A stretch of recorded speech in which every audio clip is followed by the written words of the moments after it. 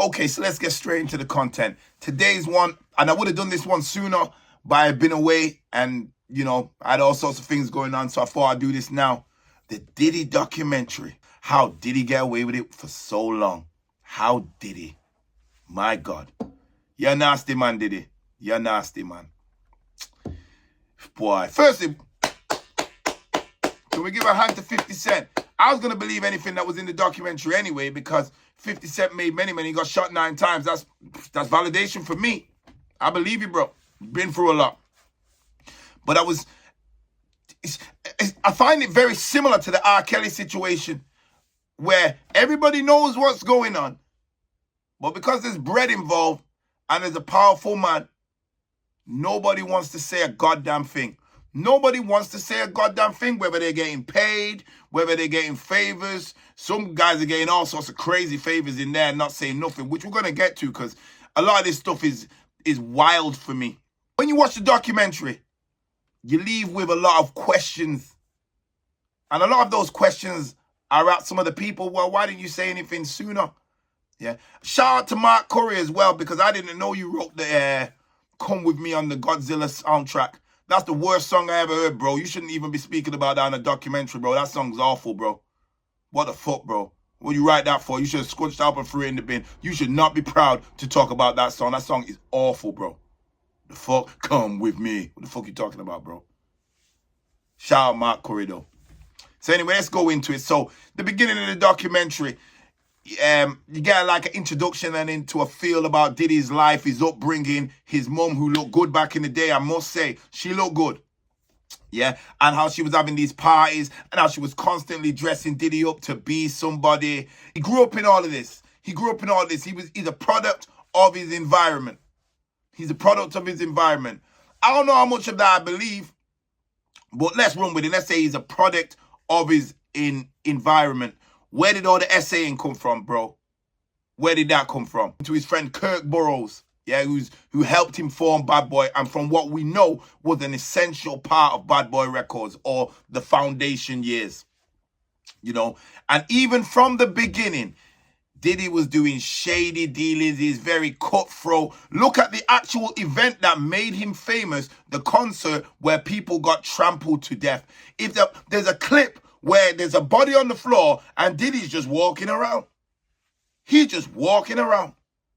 He's just walking around like he don't care. So I thought that was strange. And as we go more into the documentary, Kurt Burroughs speaks more about the things he went through, what Diddy was like. He was all of these things, blah, blah, blah. Anyway, Diddy ends up taking the company from him with a baseball bat, and he signs it away. He doesn't even put up a fight. So he's compliant, which we'll get to more of that later on in the show. So anyway, boom.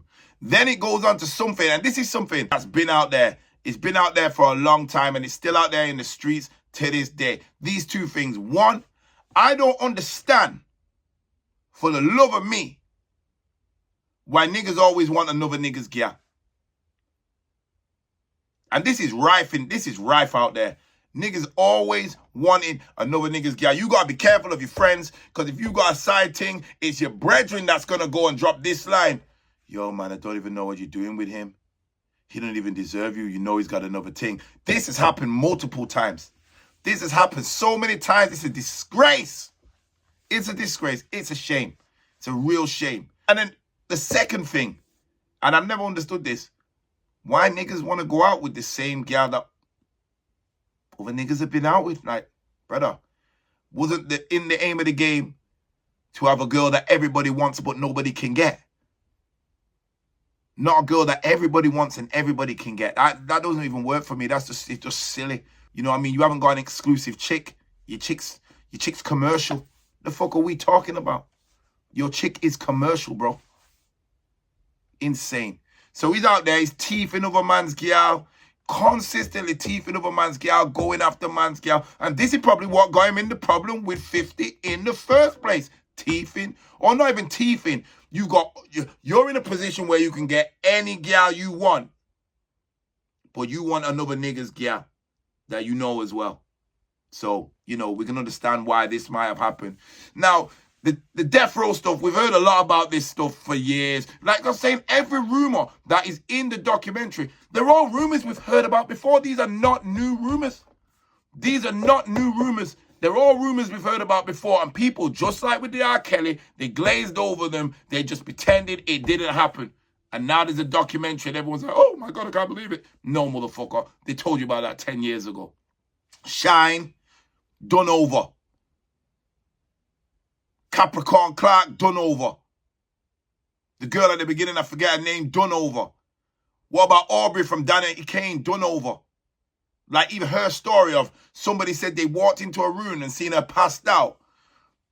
One brother had his ting in her mouth, the other brother was giving it her. That's insane. That's insane. Even the relationship between Diddy and his son, where they're both like this.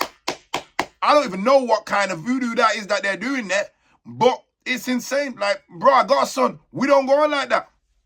We don't go on like that. I thought the whole thing was weird. Even him filming himself in his days before being arrested, I thought that was all weird. Everything he did was weird. Now, the few things where I was a bit conflicted on, I was very conflicted with Cassie.